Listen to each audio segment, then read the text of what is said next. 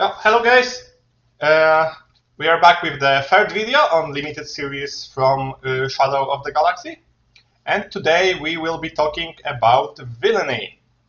Every common and uncommon in villainy. On the left you have the tier list, and we will be talking from the bottom to the top. So starting with the worst cards and ending on the best cards. This is for the limited. Yeah, I'm Beton, and I'm here with Sip. And let's go with the first card that we will not need much time to talk about, and it's Headhunting. Attack with up to 3 units for 2 mana. They can't attack bases, and if they are bounty hunters, they get +2 attack for this attack. So it's basically a terrible Rebel Assault. Yeah. Just don't play. Just don't play it.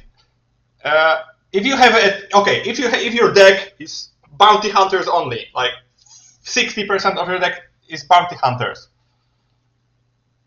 you may find one game in 3 that it will be relevant, but just don't try to build around it. It's not a strong enough effect to be relevant, and it will 9 out of 10 times it will be useless. So yeah, exactly. Next card, Remnant Reserves. Search the top 5 cards of your deck. For up to 3 units, reveal and draw them for 4 mana. I will let you describe how strong this effect is. Okay, so Play it's drawing cards and not doing nothing besides that. Like, card advantage is okay, but it's still, I would rather just play a 4-drop on 4 resources and just have more bodies on the field than draw cards. So, like, I guess you can use it in late game, but it's still nothing spectacular. Just not the greatest card. Okay, quickly I will just sum up the fact that 4 mana, you draw 3 cards, so each of those cards you draw basically cost 1 more. And if you have time to play 4 mana do nothing, whenever you already draw 2 cards a turn, so, and you shouldn't resource past the most expensive card in your deck, it's just not worth it. Just any 4-drop would be better. Okay, let's go next. So those were the don't try, don't pick it, never play them cards. So let's talk about the first card that you may put in your deck, but you don't really want to. So it's Kintan Intimidator. 1 mana, 1/4 Underworld. On attack, exhaust the defender. And I think I will be quick. It's a filler card. If you don't have enough early game drops, you may want to put it in your deck. But it does that. It has terrible stats. His ability is sometimes relevant, but most times not enough to warrant playing 1/4 on turn 1. I mean, the only deck where I would consider playing this card is Cat Bane, I guess. Like, outside of that, I don't really like the idea of playing this card at all. I don't think there is much more we need to tell. So let's go with Warbird Stowaway. 3 mana, 2/3. While you have initiative, this unit gets to attack. And it has Smuggle for 4. So we had a card in the first expansion that were basically better version of it, and it saw 0 play. It was a filler on 3 mana. You never wanted it in your deck unless you have any 3-drop that was better. And it's just a worse version of it. It has 1 less attack. It has Smuggle that is, in some situation, it's like it recovers that it lacks that 1 attack, but if you can play any other 3-drop, just don't play this one. Yeah, exactly. Like, it has stat line of 2-drop, which just makes this card really weak. Okay, let's go next. Guavian Antagonizer. Okay. 1 mana, So 2/3 Saboteur that has a bounty, draw a card. Sip? So this card is alright, but the thing about this card is that in this set there are not that many leaders who have like abilities that you have to pay in order to get something like in the first set. So 1-cost units are not that great here. Also, like the bounty, like giving opponent 1 card is nothing, and it's not the end of the world, but it's something you would rather not do. Like you would rather just play a 2/3 for 2 than 2/3 for 1, which gives a card. Because it's kind of tough to fit him into your curve and replay him. I can only add that it seems really strong because 1 mana, it's a decent stat line, but it doesn't really kill anything. It doesn't trade with any 2-drop. So, and to make full use of him, you would either need to use your hero ability, or you would use to have a second 1-drop. And it's too inconsistent to be playing him, to want to play him. If he would be a hero, he might find a place in Han Solo deck. Alright. But the villainous leader don't really use him that much. As with the first card, you can play him in Cat Bane and he will be okay because he's Underworld. But it's just it's much below average to be like picked early or even picked late if you have any other options. And then we have Sinara Sun, 4 mana, 3/6 Grit. And while she is exhausted, she gains bounty, deal 5 damage to the base.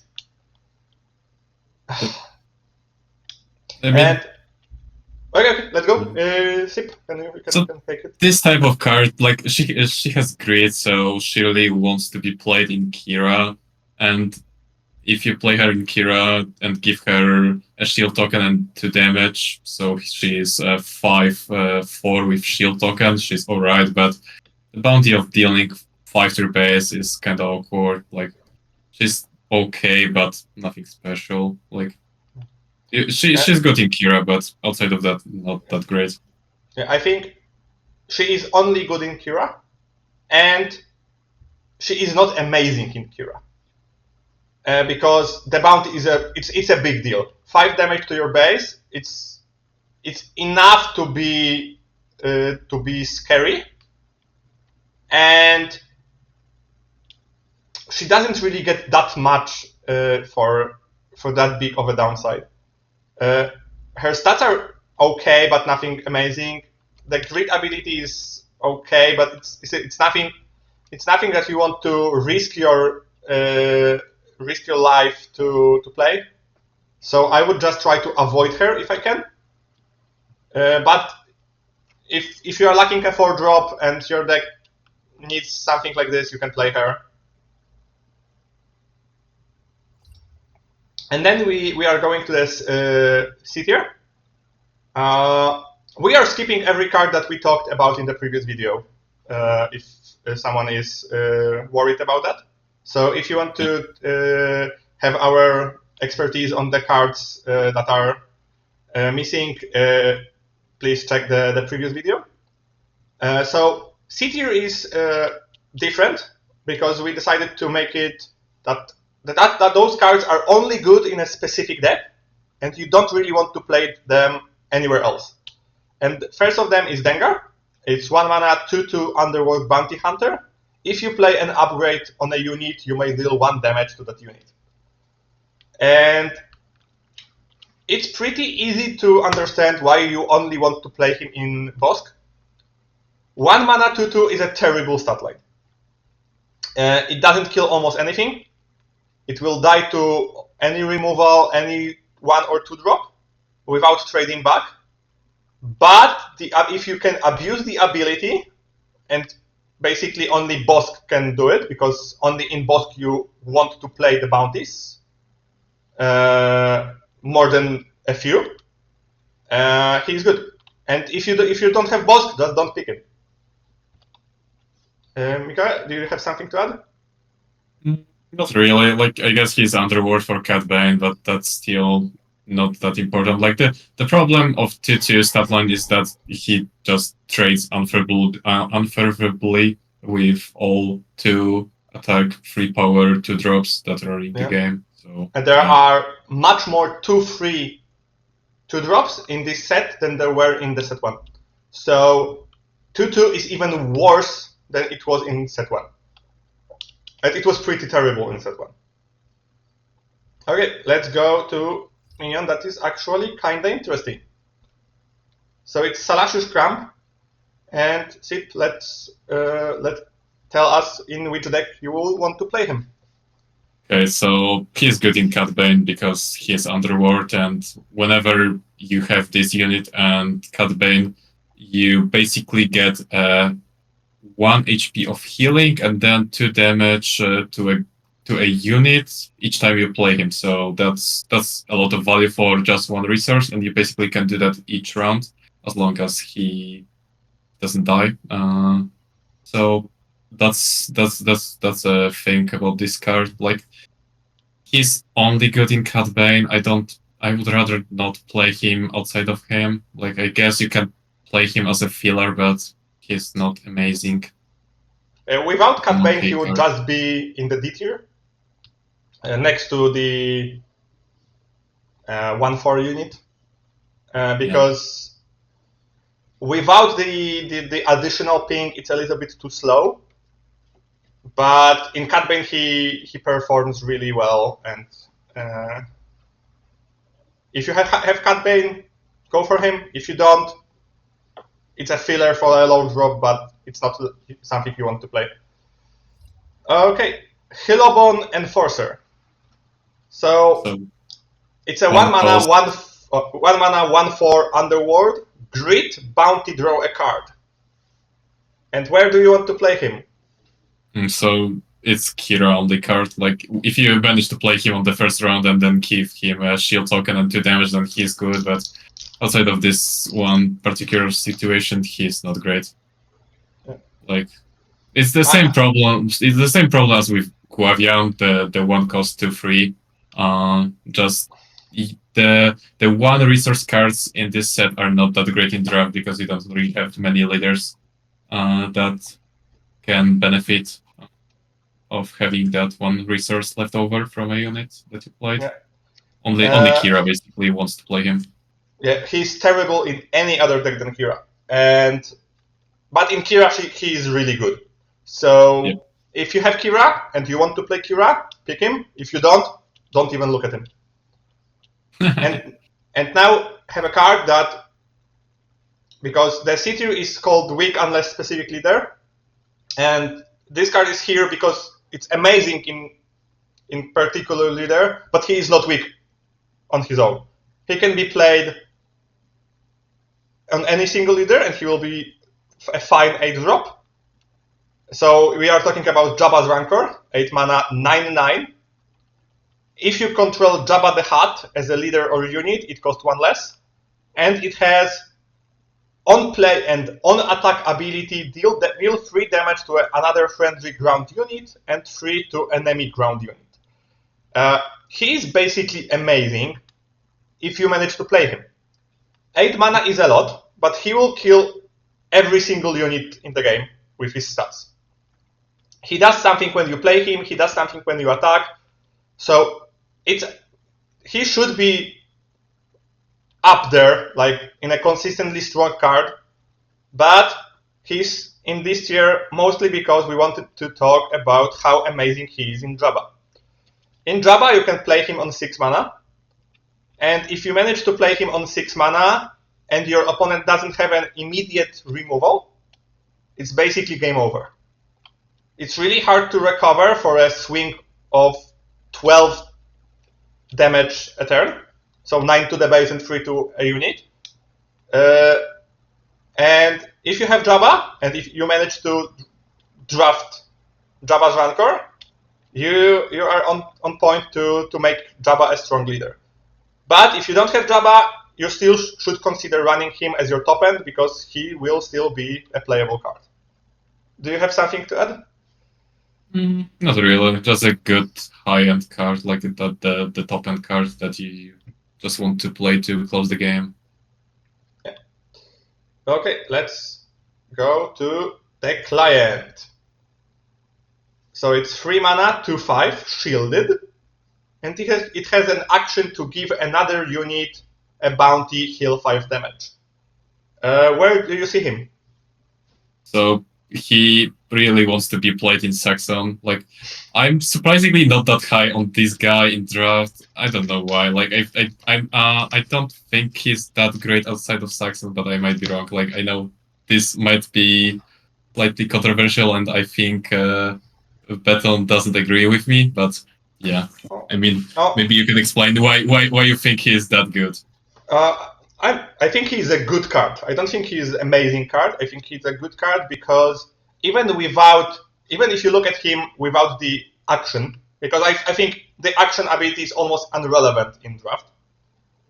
It will be like in one every 5 game it will do something, but even if you see him as 3 mana, 2/5 shielded, he should trade with almost every 3-drop.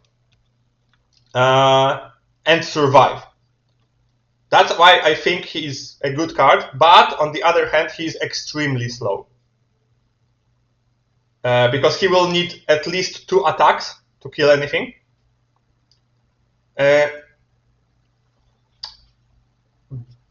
But on the other side of it, he's also really good if you manage to upgrade him. So if you have any upgrades in the deck, and you manage to give him 2 attack, to give him 1 attack, 2 HP, then he will trade really well with every single unit, and that's why I think he's worth running. And in Saxon, he's amazing. In Saxon, he's the best 3-drop you can run. Yeah, in Saxon, he's good for sure. Like, yeah, I mean, his stats are good. Like, it's slightly problematic that he's kind of slow, but yeah, I mean. Also, the ability is the healing part of it is not really relevant much, but the fact that he gives bounty might be relevant to some decks. Like even in Bosk, you can give the ability to use your hero ability. So he has a few decks that he will be playable. It's not the greatest card in the game, but I think he will be strong enough to be run, and you don't really feel bad if you pick him on like 4th or 5th pick.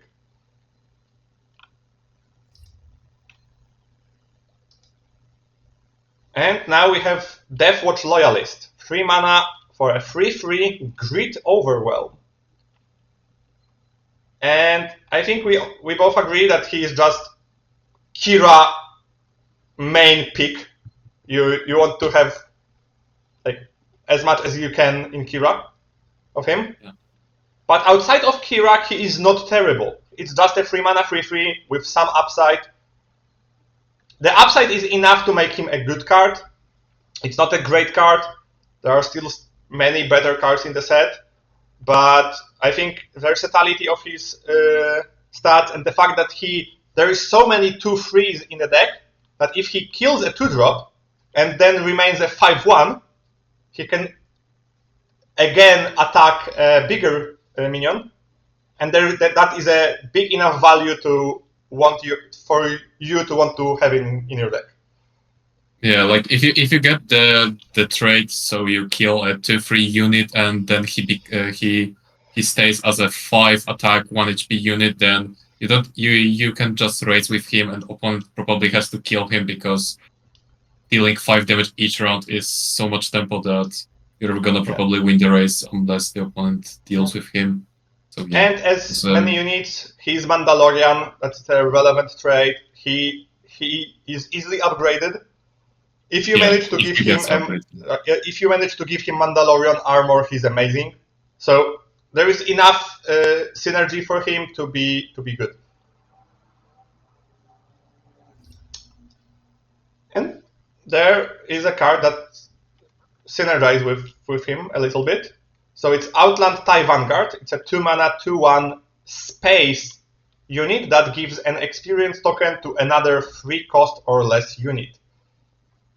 Sip, can you tell us why this card is decent? Okay, so at the first glance, it doesn't seem that great, but giving an experience token to a ground unit probably allows you to take a favorable trade on the ground, and then he also has 2 attack, which allows him to kill a lot of the space units that cost 2 resources. So the 2/1 stat line is still alright in space. So yeah, that's why he is here. Like, he's not great, but he's alright. He can just give you some good trades. I think you can compare him to Wing Leader a little bit. He has the same stat line. He costs 1 less and have the ability that is less restrictive than Wing Leader. And more often than not, the 1 experience token is the same as 2 experience tokens. Because if the 1 experience tokens will give your unit ability to trade up, so kill a unit and not die, it's enough to make it really, really good. And that's why Ray is such a strong leader in Limited, because the experience tokens, the shift in stats, even if it's really small, like 2/3, if you have 2/3 and your opponent have a 2/3 minion, if you give your minion as upgrade, you can kill your opponent minion and your minion stays alive. And just because of this, units like that are stronger than they seem.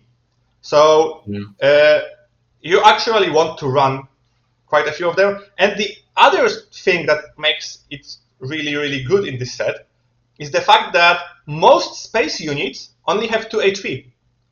So we have a lot of 3/2s. We have F2/2, a really good unit that we will be talking later.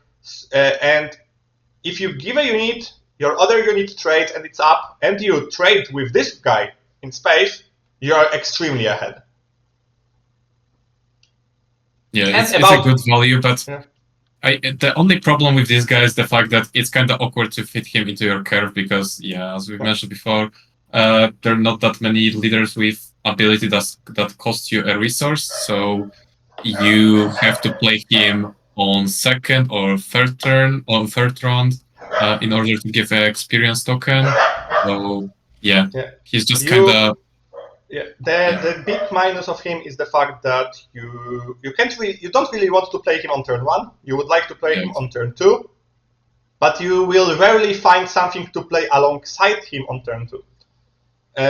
But even with this downside, if he would be good to play on its own, he would be up there with the top cards. But because of his downfall, I think he's like a good card, but not amazing.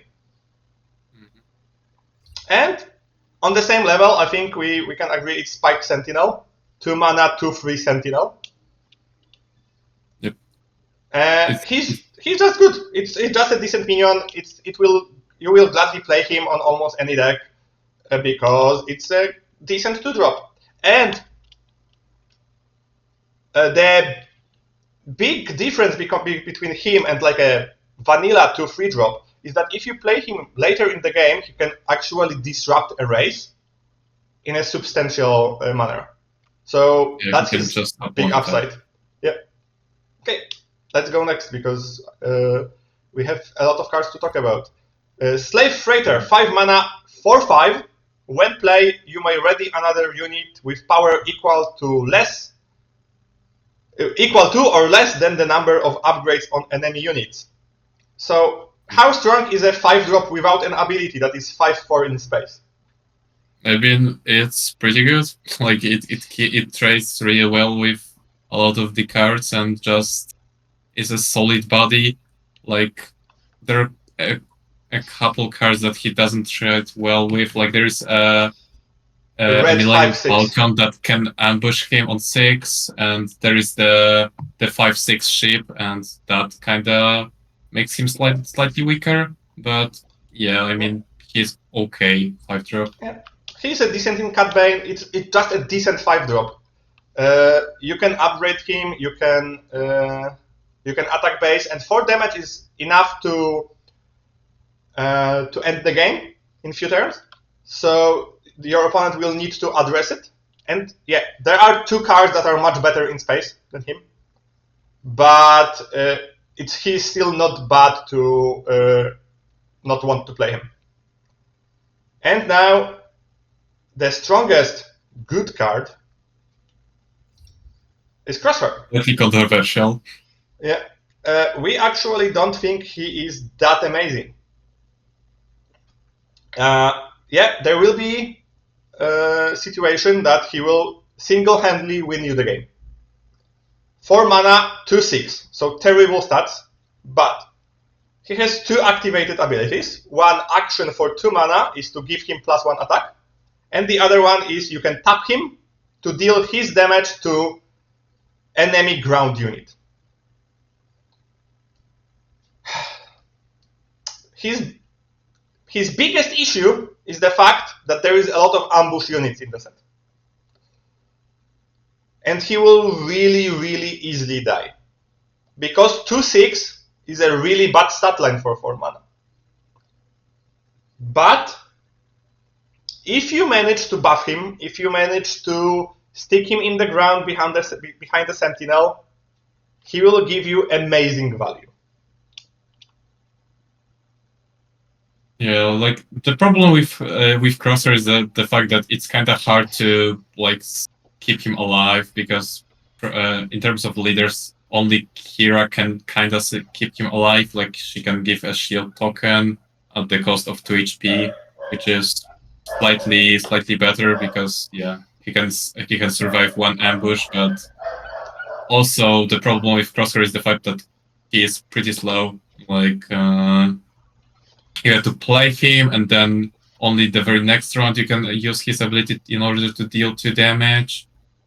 He's kind of slow, but if you have time to set him up, then he might win you the game, or Yeah. you have an upgrade. Yeah. For me, the biggest issue that he will be inconsistent. In some game, you will play him, your opponent will not have an answer for him, and he will feel like, oh, it's the best card in the game. But in the other play, you will play him, your opponent will play the 6 mana 6/4 or 5/4 ambush, or he will just play surprise attack on his 2-drop. So surprise attack on his 2-drop, and you will feel like, oh, I just wasted 4 mana. Yeah, like you really feel bad if he dies easily without using his ability. Yeah. That's it, basically. Yeah. He's a win more card that is slow, but he wins, so you can't really be that mad about him when you pick him. Okay, and let's go to the A tier. So a card that we actually think are strong and you should look out for. On the first is a Lurking Tide Phantom. I have one issue with the card. If this card would have 3 HP, it would be amazing. It would be S tier in limited and really amazing in constructed. The fact that it's a 2/2 makes it annoying to play, but it's a similar like with Crosshair, but a little bit easier to make him stick, is the fact that it's a space, so it's less units in space, and if you buff him, he will just win the game. Because the ability for him to avoid any removal your opponent has, there is only, I think, 1 card in Villainy and 1 card in Heroic that can deal with him. And it's the bounce effect in Heroic, and it's the and then Carbonite in Villainy. And it's a 4/3, 4/2 space unit. It's a 2/2 unit with rate 2, but when he attacks, he has 4, so the clock is quite good on him. And it will be really good versus slower decks. It will be really okay versus like mid-range. He will only struggle if your opponents play a lot of space units, because he doesn't really trade well in space if you don't have initiative. Yeah. If you, do you have for the most part, like he only trades unfavorably with like more expensive cards. Like I don't think there is a single one outside of the punishing one card for 3 or 2 resources that trades up with him, like kills him and stays alive. Yeah, that's why he's if there would be a good 2 mana 2/3 ship in the set, he would be lower. But because he in his worst case is he will trade 1 for 1. So this is his worst scenario. In any other scenario, he will be really good or amazing. So that's why it's a pick you want to make. And the really important other thing is he completely removes Cat Bane's ability, because you can always pick him and it will deal 0 damage. So it's an important thing to remember. It's the same with any ability that makes you destroy or capture, that if you are the person who picks where the damage goes, you can pick him and he will negate the damage. Yeah, exactly. So okay, and let's go next. We go Pirate Battle Tank, 6 mana, 6/4 Sentinel, and it has a Smuggle for 7. Yeah, and the Smuggle for 7 makes this card stronger, because the problem with a lot of Smuggles is the fact that they cost 2 more rather than 1, and if the card costs only 1, then you basically paid 1 for additional card and for the card advantage, and that's a pretty good deal. Also, just playing him at a 6, just a 4/6 as a 4/6 unit is pretty good still. There are some cards that synergize pretty well with him in this set, like Triple Dark Raid and a few more. So he's a pretty good 6-drop.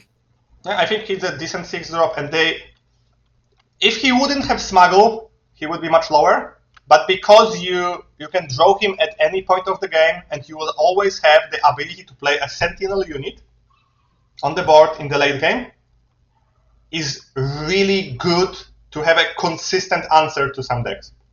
So yeah, that's why he will, even though he doesn't have amazing stats, but the fact that he's a Sentinel with 6 HP and you can consistently play him on 7 makes him really, really efficient in what he wants to do. Okay, let's go with the card that will be really, really good in Saxon.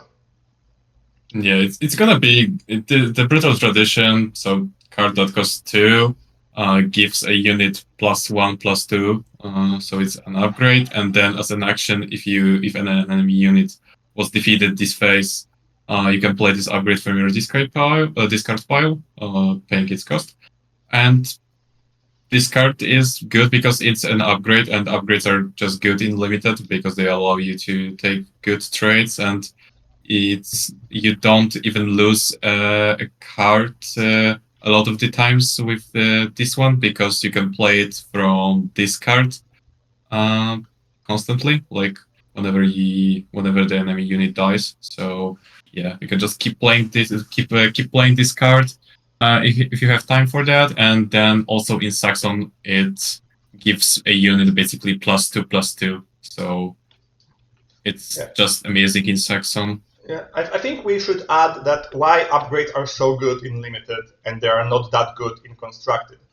Mostly because in Limited, you don't really have access to that much removal. And yeah, if you play an upgrade and your opponent plays a removal, it's a 2/1. you feel not really great about it. It's still in Star Wars Unlimited, it's not that bad because card advantage is not that relevant. You can let yourself be 2-for-1 in a game. If it doesn't happen too often, it's fine.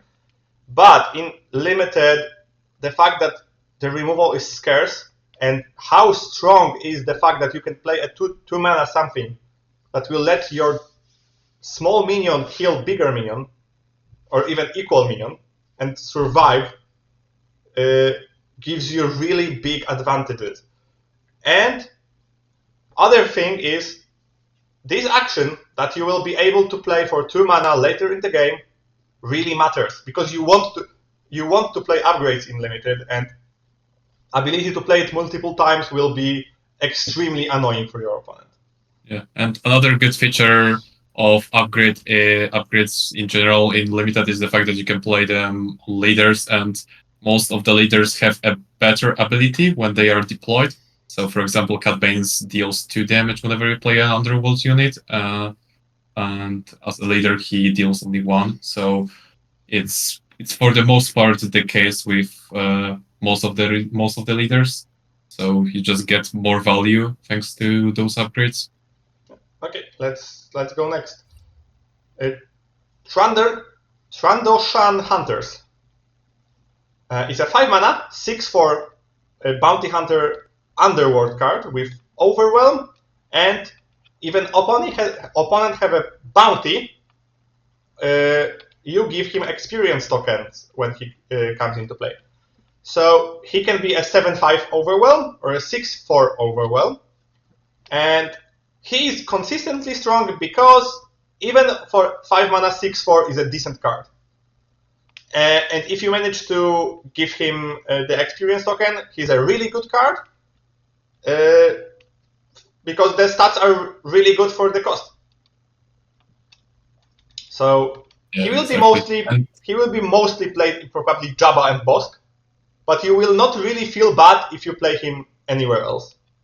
Yeah, and one thing that is worth keeping in mind is the fact that there are quite a few units in this set that have a random bounty attached to them, like the Evaza, like the 1/4 grid that you want to play in Kira, and some others that just have a bounty on them by default. So a lot of the times, even if you don't play him in Jabba or Bosk, he might just come in as a 7/5, which is a really good stat line for 5 resources. Yeah, but even if he won't come as a 7/5, 6/4 is okay for 5 mana. The overwhelm is a relevant ability on a minion that has that attack, so he will be just a good card, and you will want to run a few of them. Okay, so can you take this one? I will add something. Mm-hmm. Okay, so now we have Crescente, who costs 5 resources, has 3 attack, 7 HP, and abilities. When played, if enemy unit has a bounty on it, he enters play ready, and also on attack, he chooses a ground unit, and then you may deal 1 damage to it for each damage on Crescente. And so he's a good unit, especially in Bosk, and Jabba, like any deck that has consistent access to bounty, so to make him enter play ready. A lot of the times he can just stabilize the board with his ability. If you play him, if you play him at 5 resources ready, you can just kill a unit with bounty thanks to him, get the bounty benefit, and then he's wounded for his ability to work in the next round.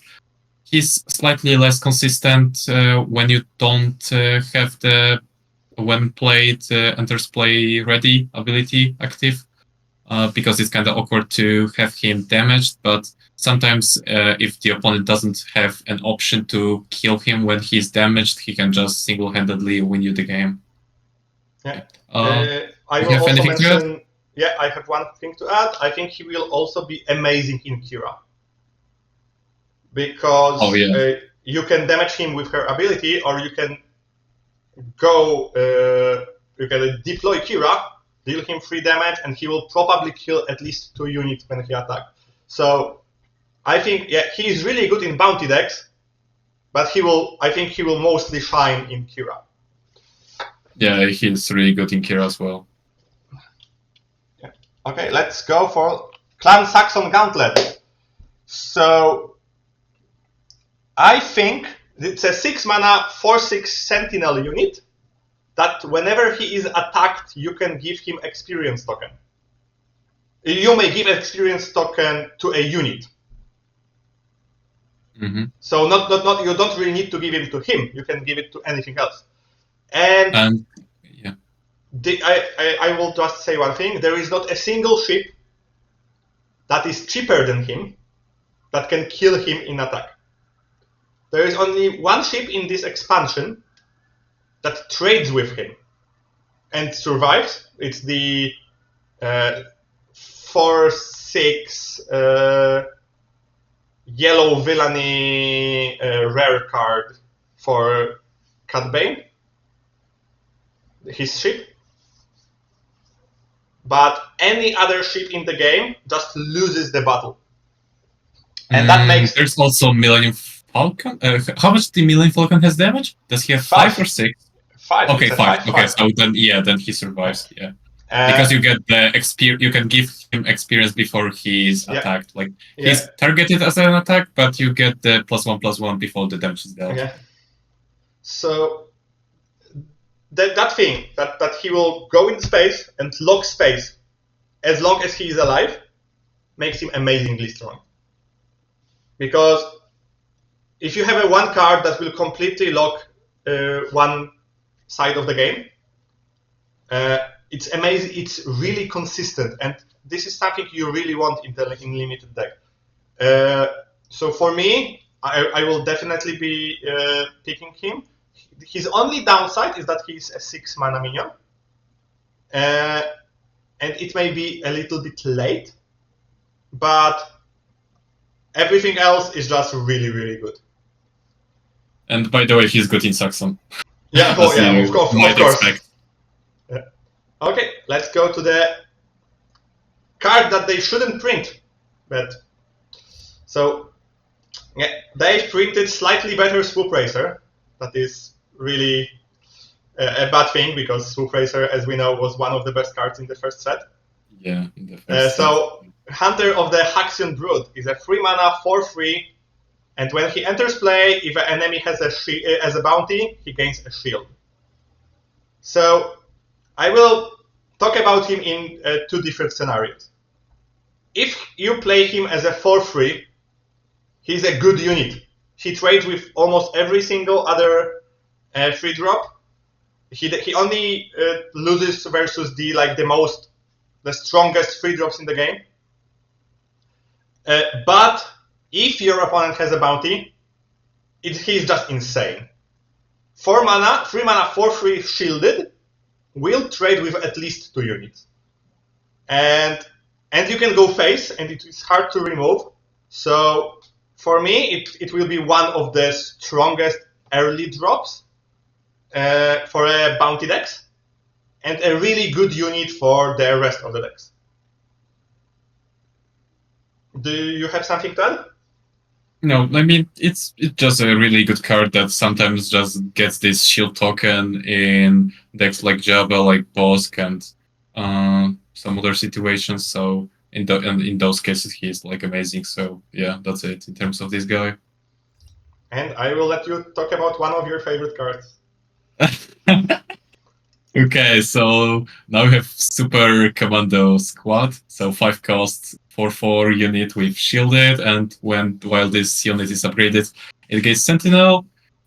So yeah, I mean, this unit is good to stab aggro. Like the fact that you can play him, he stabs at least 1 unit, and then you have an option to upgrade him maybe later. Just makes him pretty good. Like, as a 5 cost 4/4 shielded, he has just a good stat line, and if you manage to upgrade him, he's even stronger. He's really good in Saxon, because in Saxon he's 5'4", which probably allows him to kill the unit that attacked him. And yeah, that's the reason why he is pretty good. Yeah.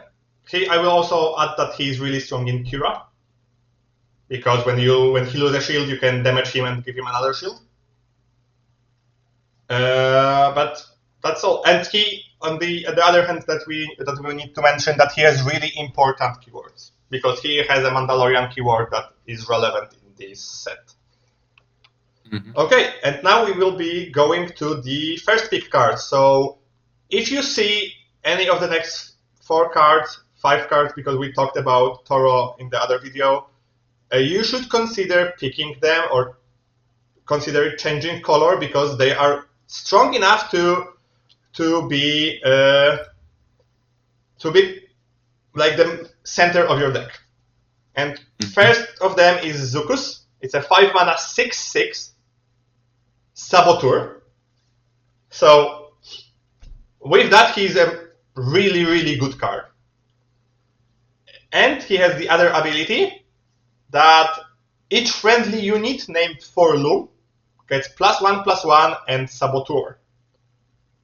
And the Forloom, let's show him also, has the similar ability to give Zucus +1/+1 and Ambush. But I don't think we should be talking about them if you have both, because that will not always happen. Let's talk about him as a unit that you play on your own. So 5 mana 6/6 is an amazing stat line. It will trade with every single unit of the same cost or lower, and survives.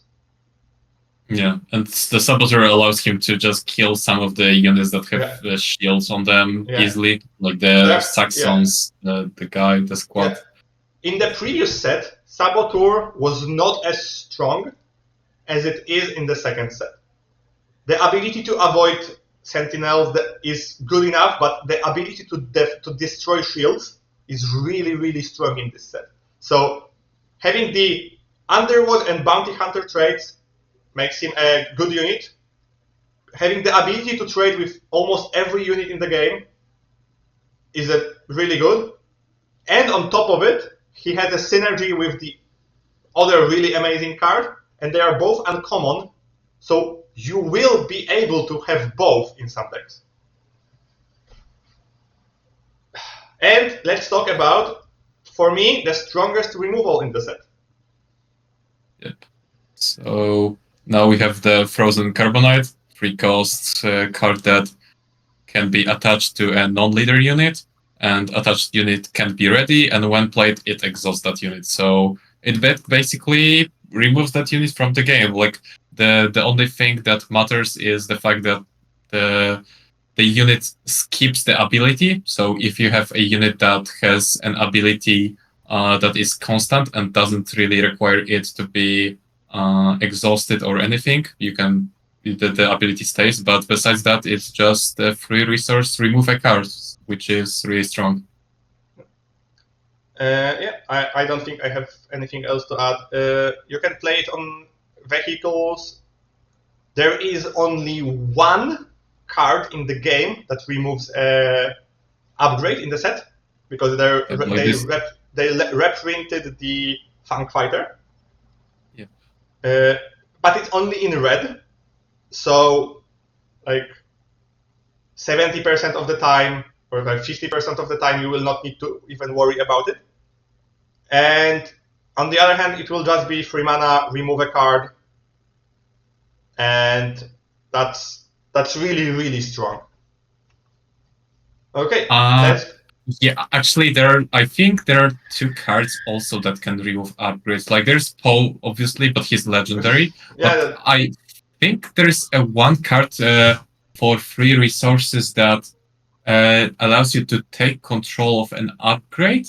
So I think you can play it on your own unit and then place the Carbonite on another unit. Oh. I'm not sure whether you can do that for sure, but that's just something that came to a few seconds ago. But can you quickly check if Yeah, that's I'm the case? checking because I know what card you are talking about, and I need to double check what is the specific wording on it. Let me check. Yeah. It should be here somewhere. It was not that expensive. If I remember correctly, It was a blue one, I think. it I think was it was blue. it was blue and it costed 3 mana, if I remember correctly. Yeah. And it was. Oh yeah, okay, I got it. It's evidence of a crime. Take control of an upgrade that costs 3 or less and attach it to an eligible unit of your choice. Yeah. Okay, I think we need to update the list a little bit, because even though it is rare, and Frozen in Carbonite still will be an amazing card. But this is something you will need to be worried about a little bit. Yeah, like it's the type of card that you need to pay attention. Like after you finish the game, you need to pay attention if anyone's on the tournament also has this card in the deck, because it's gonna be a major swing if they have one. And in those cases, you just want to resource the Frozen in Carbonite. But yeah, as Beton said, like it's a rare, so it's not even that common for them to have it in their deck. Yeah. And the Events of the Crime will be an amazing card. We will be talking about it in the later video. But even if there is a card in the set that basically says you gain control of the Frozen in Carbonite and put it on another unit, but it's still the card is still strong enough to be one of the best removal cards in the game. Okay, let's talk about the strongest ship. Because I don't think there is even a contender for a better ship in the set. Of course, I'm talking about early game. So we have a 3 mana punishing 1 space unit, 3/5, with an ability that whenever an upgraded enemy is defeated, you may ready this one once each turn. And it's just stats. He didn't need to have an ability to be the first pickable card. 3 mana for a 3/4 stat in space trades up with every single space unit in the game. Like early up to 3 resources. Of course, we are talking about the cards that are his cost or lower. But he also trades with most of the 4-drop ships. At least he will attack and he will need to attack back, because there is a like 3/4 4-drop ship. There is 1/4, but yeah, it's just stats. He has Underwood stat line, so he will be good in Cat Bane, and sometimes you will even use his ability and make it even better.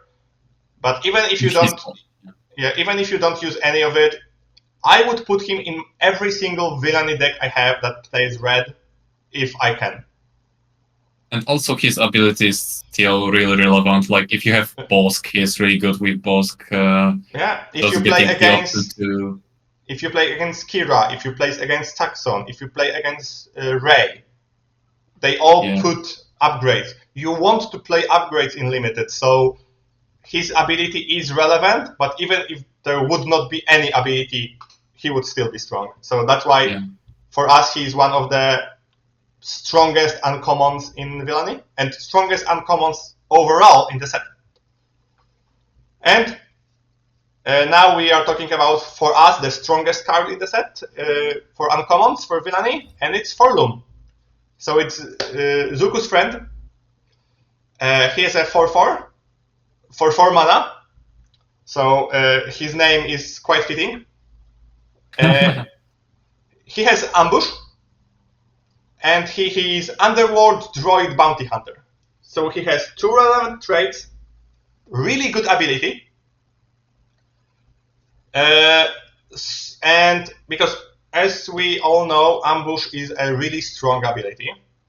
if you play him on turn 3, he will most likely kill a 3-drop that your opponent played and survive. And then whenever you have Zukus, even if you don't have Zukus in your deck, your opponent has to kill him.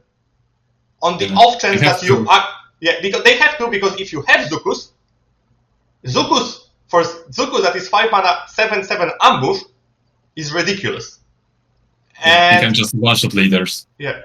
So the looming threat that you can, even if you don't have Zukus in your deck, but your opponent doesn't know it. So the looming threat that they need to kill him makes him really, really strong. And I think he will end so many games. He will be really annoying. And for me, it's by far the strongest uncommon in the set. Yeah, I mean, I agree with everything you said. Like, he's a major threat, and his baseline stat lines are really strong. Yeah. And okay, we finished the tier list, but I have a few things to say for the Villainy at all, like as a whole. I think Villainy will be really, really good in the upcoming set. I think they have really strong cards, and they work really well with the leaders. So with Cat Bane, with Kira, with Bosk, but the unit doesn't really require you to have those leaders.